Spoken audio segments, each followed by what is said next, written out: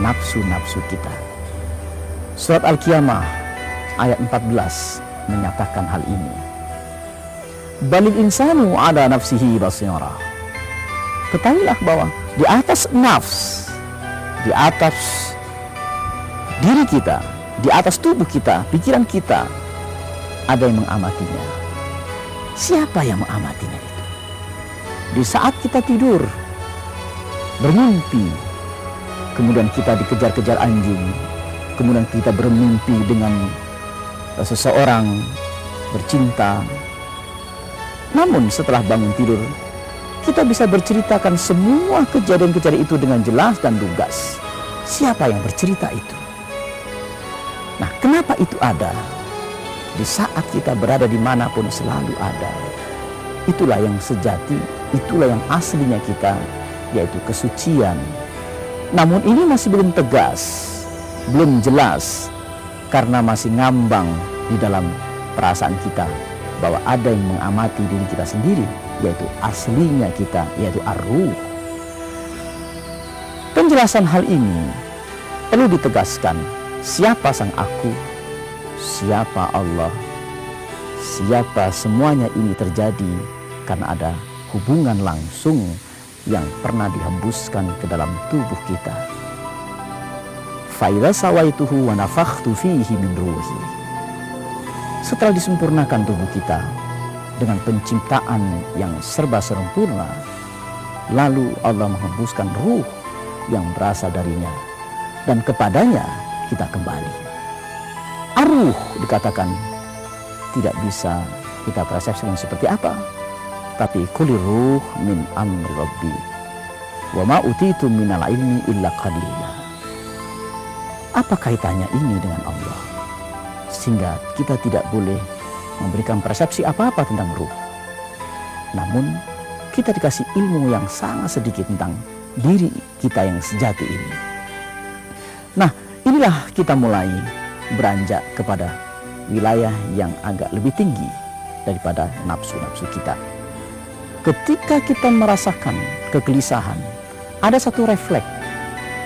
Kegelisahan itu adalah ingin keluar dari perasaan kita, ingin pergi dari kegundahan hati kita. Apa yang menyebabkan itu? Gharizah apa? Gharizah tadayyun, gharizah kepada kecenderungan kepada ilahi kembali, sehingga Allah menegaskan idza asabathum musibah qalu inna lillahi wa inna ilaihi raji'un. Apabila engkau mendapatkan kegelisahan, ketaknyamanan di dalam hati Anda berupa cobaan-cobaan, maka sadari sang aku, kembali kepada zat sang penguasa.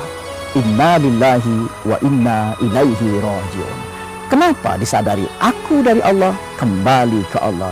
Maka terlepaslah kita dari ikatan ini, karena kita menyadari sang aku, bahwa sang aku bukan hati, sang aku bukan pikiran.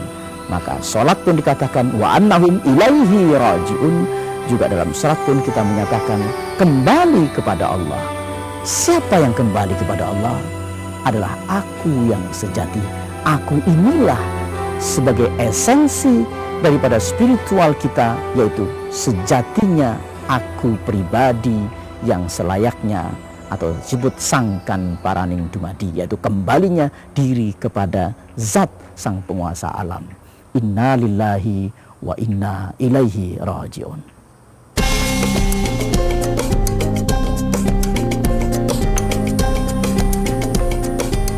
Kita dimotivasi oleh Allah Subhanahu wa Ta'ala tentang bagaimana kita untuk mendapatkan suatu getaran, suatu pencerahan.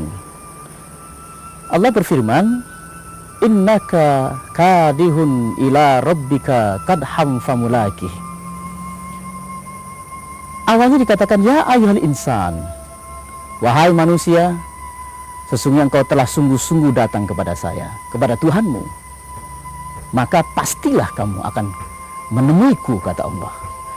Motivasi inilah bagi seorang spiritualis menyebabkan terus berusaha untuk menempuh bagaimana mendapatkan pencerahan Allah Subhanahu wa Ta'ala. Pencerahan ini selalu mendapatkan suatu kelebihan atau dampak terhadap diri yang mendapatkannya, yaitu bagaimana terbukanya hijab sehingga kita bisa syuhud, menyaksikan af'al Allah sampai kalam-kalam Allah, sampai mencapai kepada zatullah. Allah dalam hal ini juga menerangkan satu persatu langkah-langkah kita, bagaimana kita mendapatkan atau merasakan proses itu.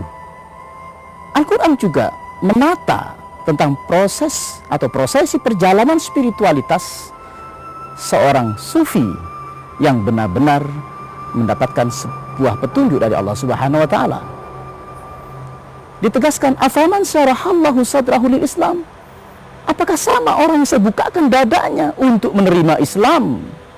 Di sini dijelaskan Islam proses mendapatkannya melalui dibukakan dadanya. Sehingga itulah nur